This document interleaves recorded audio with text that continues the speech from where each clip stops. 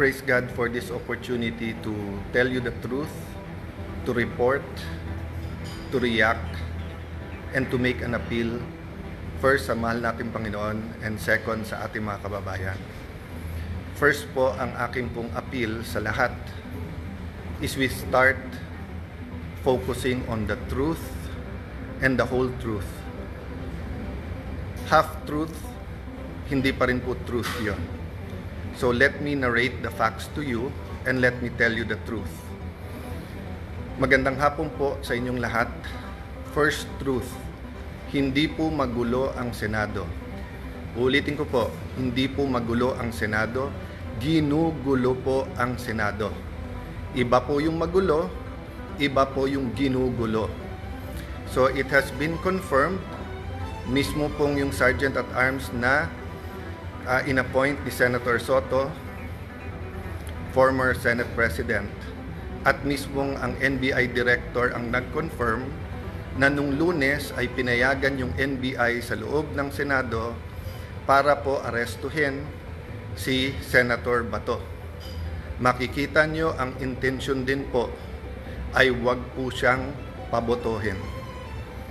Yun po ang intensyon. Kung ang intensyon lang po ay arestuhin siya, pwedeng mahinahon na umakyat sa session hall, magpaalam at saka iserve ang warrant. So fact number 1, katotohanan number 1, nakakalat yung mga NBI sa Senado nung Monday para pigilan si Senator Bato na bumoto. Fact number 2, masasabi ko na pong facto ngayon kasi po nagawa na namin. Fact number 2, hindi totoo po ang propaganda ng dating majority, ngayon ng minority. Yung propaganda po ng mga Dean of the Law Students, Law Schools, and I'm asking these deans to issue an apology. Naniwala po sila sa propaganda. Let me correct myself, ha? Naniwala sila sa propaganda. Yung propaganda is that the new majority is here to stop the impeachment. We received the impeachment sa gitna ng kaguluhan Wednesday night. I signed the letter yesterday, sent it to the House of Representatives, na-receive na po nila at nakalagay sa sulat na ayon po sa rules ng Senado kasama sa order of business sa Monday, and kung walang magque-question ng rules at sa aming caucus nag-agree walang magque-question ng rules, ng impeachment rules sa hanay po ng majority o sa amin pong 13. Therefore, we can already convene as an impeachment court on Monday. So lahat po ng kinakalat nila na ito po'y lahat na nagaganap para protektahan lang po ang isang tao ay hindi katotohanan. Hindi po kami magko-convict dahil lang po sa politika, hindi rin po kami mag-a-acquit dahil sa politika. Impartial impeachment trial ang nasa konstitusyon, yun po ang balak naming gawin. So truth number 1, NBI ang lumusob at pumasok sa Senado at nakipaghabulan sa isang senador kahit pwedeng hintayin na lang sa session hall or sa office of the Senate President. Fact number 2, ginugulo nila kasi nasira yung kanilang narrative. So fact number 2, pwede nang mag-umpisa sa Monday ang impeachment trial. Ako nga'y medyo nababahala kasi baka gamitin yung issue na to para maraming magsalita sa Monday tapos sa amin ibabalandra kung bakit may delay sa impeachment. Fact number 3, inimbita ko sa opisina ko, sabi ko pwede pa siya magsama pero pinili niyang mag-isang pumunta sa office. We had a number of senators there. And sinabi po ni NBI Director, he will follow the Senate and he will not arrest sa loob ng Senado. We told him to submit the warrant para makita namin. Sabi niya nung Lunes, Tuesday niya isasubmit kasama ang sulat. Pinayagan namin iuwi niya yung 10 operatiba niya, agents niya, with the condition na ibibigay niya yung spot report. Hanggang kahapon po, hindi binibigay. Ang alam ko hanggang today, hindi binibigay. Pangatlo po, sabi niya, hindi siya kikilos, hindi niya pakikilusin ng NBI nang walang coordination sa amin. Wednesday morning pa lang po, may reports na po kami na naglalabas-pasok po ang mga NBI agents. Naka-alert na po kami ng Wednesday. Pagdating po ng hapon ng Wednesday, paulit-ulit sinasabi po sa akin na meron pong NBI agents na naka-full tactical gear. Ibig sabihin po, naka-uniforme, may vest, may mahabang armas na nasa GSIS. Nagbigay ng contact person si NBI Director Matibag. Tinawagan namin yon at sinabi niya, pinapaabot ni Director, walang NBI sa Senate, walang NBI sa GSIS. Nung hapon, umakyat sa akin si General Mao at nagsabi po sa akin na may nangyayari sa mga pinto at yung GSIS ay nagsasara ng mga pinto at nagsasabing kahit senador po ang dadaan doon ay kailangan inspeksyonin. Sabi ko kay General Mao, pakianyaya sa head ng GSIS, administrator yung nagamit niya noon, I think he meant GM. Sabi ko, I'm willing to talk to him very calmly, please call him. The next thing I knew, meron na daw mga armado doon. I asked them to call NBI ulit. Sinabi na naman nila na wala. Samantalang kitang-kita na ng mga nakasuot ng NBI. The next thing we knew, may mga putukan na at akala po namin yan ay mga fireworks.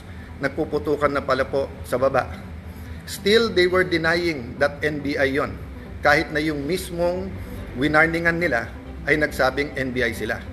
So please look at the context.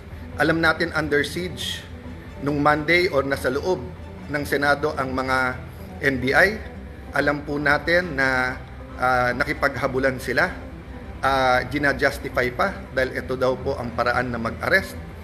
Pagkatapos pinangako sa amin na wala daw pong NBI sa paligiran. Nandun na po ang Marines, nandun po PNP, libo po ang PNP sa labas, naging very transparent kami. Nakiusap kami na walang baril sa loob ng Senado. Tignan nyo po lahat ng video. So nung nangyari na po yun at hindi na po namin alam kung sino kakausapin dahil nagkaipitan na sa loob ng kwarto ang bawat isa, ginamit natin Facebook. Ang sumagot po ay si Secretary ng Interior na si John Vic Remulla. Dumating siya, sabi niya, please allow the police inside. Nag-usap kami, sinabi niya, secure kagad, I'll be there in 10 minutes, secure the CCTV. Agad kong sinabi, as soon as nakaakyat na po si Sergeant at Arms Mao, sabi ko, secure the CCTV room, huwag niyong gagalawin. Pagdating ng mga police, make sure you have 2 copies, isa sa kanila, isa sa amin, para hindi po matamper. Yun din po pinag-uusapan ng ibang senador sa loob ng room. So nung sinabi po ni Jinggoy na itago, ang ibig niya sabihin, make sure walang makakuha kung hindi po yung police. At sinagot siya nun, kung tinuloy yung video na yon, may sumagot na nakasecure na po. As soon as Secretary Remulla came, the first thing he did was kamustahin kung okay kami, kung secured yung mga senador. Then tinanong yung CCTV and then nagpaalam kung pwede i-sweep floor by floor at pumasok yung iba pang pulis. Technically, I could have said it was under Senate jurisdiction. But he gave me his word and he followed his word that this will be a investigation that is independent. So dalawa po, joint investigation to. Lahat po ng CCTV agad binigay. Pangalawa po, lahat ng crime scene hindi po namin tinago. In fact, sa GSIS hindi kami makapasok, pulis lang. Kaya bago umuwi si Secretary Remulla at si Chief PNP Nartates, hiningi ko na makapasok din po. Kasi nung una, inilalabas ang narrative ng iba na wala daw putok from the other side. Nung una, isa pa lang ang nakitang putok o bala na tumagos galing sa kabilang side. Pero nung pinayagan kami sa loob at nung pagkatapos po na inusisa ng mabuti ng PNP, nakita po na may at least 5. So what am I saying here? This is the results of the independent investigation so far. The President, and I thank him for calling, checking how we are, and assuring us that he told everyone to stand down, the military, the PNP, and the NBI. But I told him, sir, the NBI has been lying to us. Sabi niya, hindi, susunod sa kanya yung NBI. Sabi ko, sir, with all due respect, nandito naman si Sec John Vic, siya na mag-report sa'yo. So, dun sa mga nagsasabing this is stage or whatever, di ba? We allowed every single transparency measure. We allowed the investigation. In fact, pag-akyat namin ng 5th floor, Kahit wala sa usapan, sabi po ni Secretary Remulla, ibaba ang mga armas ng USAA. I saw his wisdom para nga hindi magka-inkwentuhan, para hindi magkaroon ng miscommunication or hindi questionin ang intention ng bawat isa. Pinababa ko sa mga USAA yung mga armas. Sa 5th floor yon. We went to the first floor, nakita nyo naman yung press con.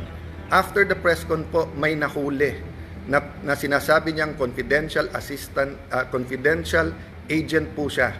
Confirm po yan at kinasuhan na po yan. At sinabi din po niya kung sino nag-utos sa kanya na taga-NBI. It is about this time na nagsimula pa lang mag-iba ng narrative ang NBI. Biglang umamin na nandun at biglang may sulat daw na ang GSIS ay nag-request ng security. Kailanman po, wala sa history ng GSIS na NBI ang kanilang tatawagin. Parati po yung pulis. Ang NBI po ay hindi taga-secure.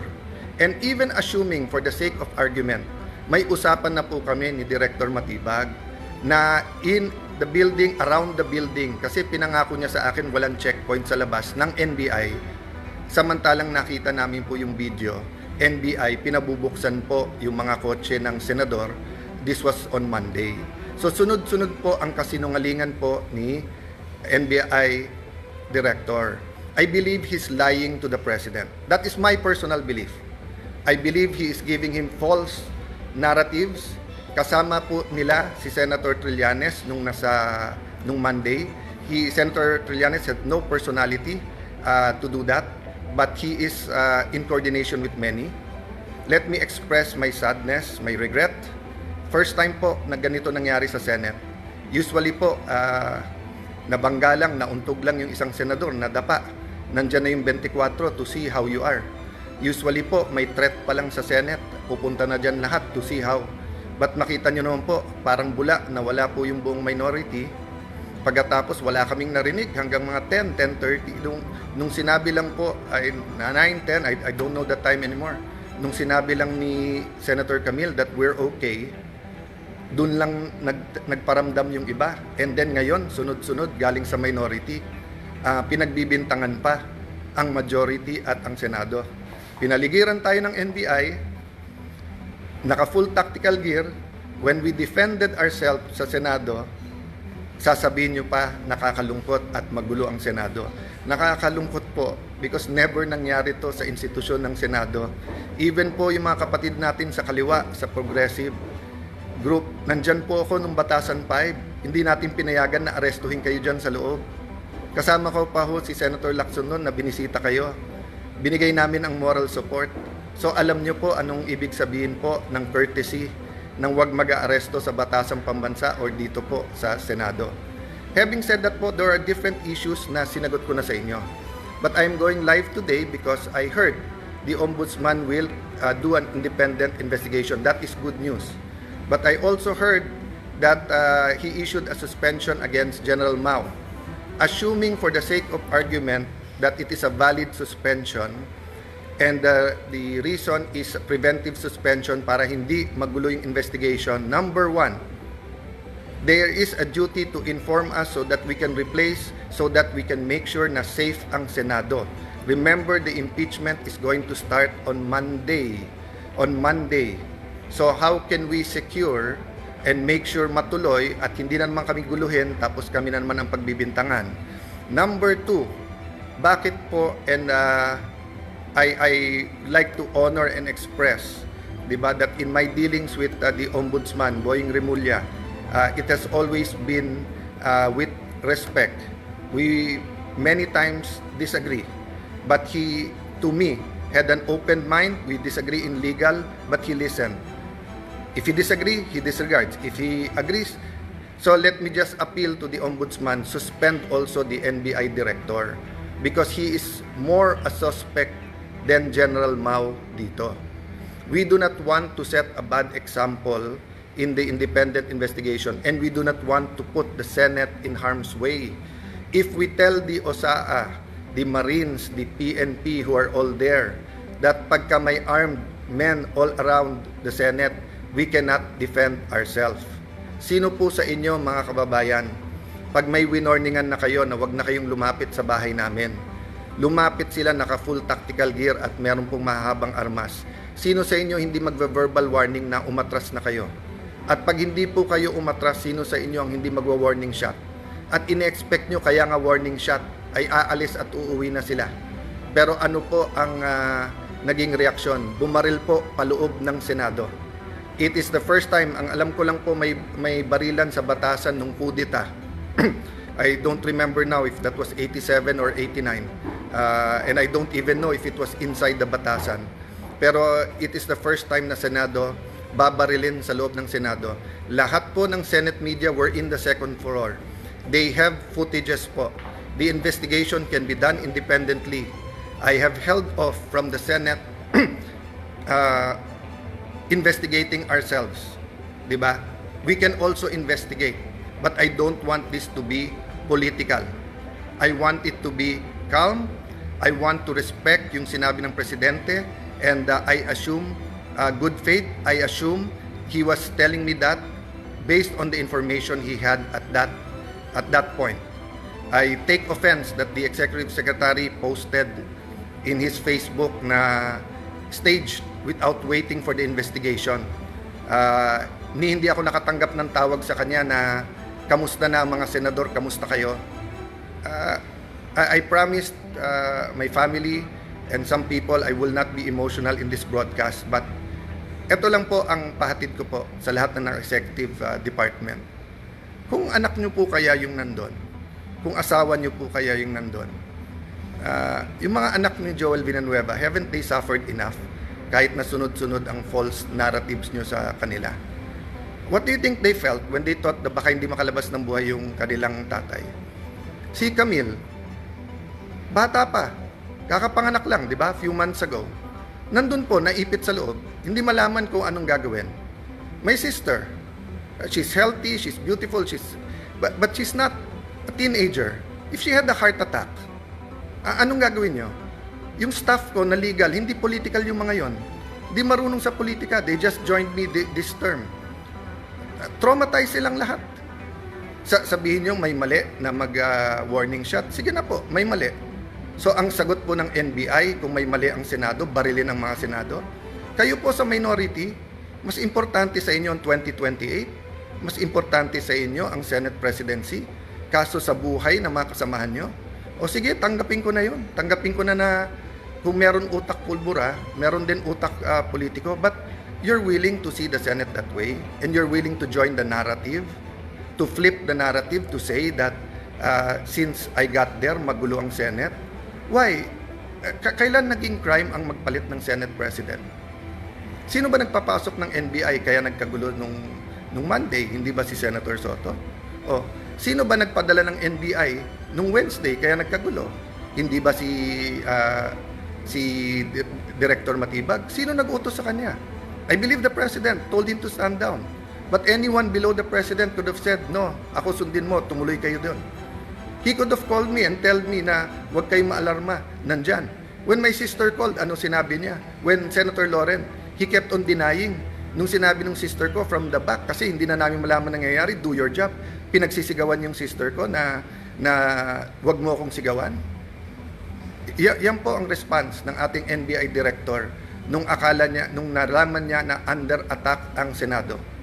Hindi niya sinabing, ma'am, susugod, ma'am, titignan na, ma'am, pupull outin, ma'am, tatawagin namin ng DND, ma'am, tatawagan namin. Hindi. Ang sinabi niya, huwag kayong sisigawan. So mga kababayan, kung tumawag kayo ng 911 at sinabi yung nilulusob ng mga bahay niyo, may mga armado na puputukan, at ang sabihin ng taga 911 sa inyo, huwag niyo ako sigawan, ano po mararamdaman niyo? So, I have held back emotions. I have tried to answer as much as I can. I have a narration of facts. I have the videos. I could have made accusations yesterday sa harap ng media. They know what really happened. But I didn't. Why? Because our country is in several crises right now. The crisis brought by the oil shock. So I want the 5 or 7 bills that can help us. Tinawagan pa ho ako ng DepDev, yung dating NEDA na secretary. Kasi biglang kinancel ang LEDAC sa Tuesday at sabi ko, willing ba akong ituloy? Ikaw willing po, dahil napaka-importante to. At sabi niya may i-discuss na new taxes na importante. Sabi ko, willing to listen. O yung pala, sinasabi ng mga kasamahan namin, kinakausap at tinatawagan at yung iba'y tinatakot dahil kailangan daw magpalit ng Senate President sa Monday. Politika na po yun, isang tabi natin yun. Let's go back to the main issue. The integrity of the Senate. The President used to be a senator. He understands this. That's why he went on national TV. I believe that's why he called. Because he wants to make sure we know in the Senate that he will not allow that. Pasensya na po sa mga kaibigan, mga kakampi sa DDS. I take that po, yung sinabi ng Presidente, I assume good faith. I assume that when I am told as Senate President and when the President speaks, he is speaking truth. Ang problema is he being told the truth. Is Matibag and others under him telling him the truth, or do they have their own agenda for 2028 and they have their own agenda for the Senate presidency? Lastly, I may leave anytime. They can remove me. I can even be gone as senator. I mean, I've reached the pinnacle, I think, of my career. No, from councilor to vice mayor, congressman, speaker of the House, Secretary of Foreign Affairs, and now Senate President. Ano pang hihingin ko sa mundong ito? Ano pang ipagdadasal ko sa Panginoon? Siguro po, dito sa local, kasi mahal ko po ang aming bayan ng Taguig at Pateros, di ba? But in so far as national, wala na po akong hanapin. Tahimik po buhay ko. Tahimik po buhay ng ate ko. We're minding our own business. But when 12 senators came to me and said, we have to make sure that everything is done by the Constitution. Simple ang sinabi ko, will we have a fair and independent impeachment process? They said yes. Are we all willing to sacrifice? Yes. Are we going to be confrontational at every move? Hindi. Pero bakit po ganito ang inaabot namin? So again po, hindi po kami magulo. Ginugulo po kami. So again, Honorable Ombudsman, please consider, remember po, in an investigation, it's not only the result, it's the process. So there will be no independent investigation while the NBI officials hindi lang po yung director, yung pong head ng transnational crimes, kasi yung po ang tinuturo ng kanilang confidential agent. Hanggang hindi po sila sinususpend, tapos ang sinususpend po ng sa Senate. So mga kababayan, asahan niyo po sa Lunes, ang focus, ang atensyon, bagaman napaka-emotional tong mga nangyayari at bagaman existence na ng integrity na ng Senate to, alang-alang po sa ating mahal na bayan, alang-alang sa konstitusyon, we will focus na makonvene yung court. Kung may gugulo po niyan, hindi po kami. By the way po, pag convene namin as a court, pag-issue po ng summons, hindi pa ho magsa-start ang trial kasi sasagot pa ho ang Honorable Vice President. So wala pong dahilan na magmadali silang magpalit sa Monday, even if they will recycle another narrative to say that this is for the impeachment. I ask our young people now, yes, there are, dati kasi pagka nag-issue ng statement lahat ng deans, ako mismo bilang idealistic na law student, kahit tatay ko mismo na idol ko nagsabi bilang batas, naswisway din po ako. Pero tignan nyo po yung katotohanan versus po sa propaganda. Sabi ng mga deans, ang palitan daw ay para makontrol po ang impeachment at para po ma-dismiss. I'm paraphrasing, di ba? Or whatever you call it, whatever word you use it. Hindi po. In fact, mas mabilis pa ho kaming kumilos. Kasi pwede pong Thursday na namin check-in lahat ng annexes, etc. Kasi nagkagulo sa Senate ng Wednesday night. But hindi po. I think the very professional Senate Secretariat, despite yung buong gulo, tuloy-tuloy po. Tuloy-tuloy po yon. So again po, you want an independent investigation, go ahead po. Pero delikado po kung ano magiging katotohanan because ang katotohanan po, ang Senado ang ginugulo. We will keep you updated. Again, we have all the facts.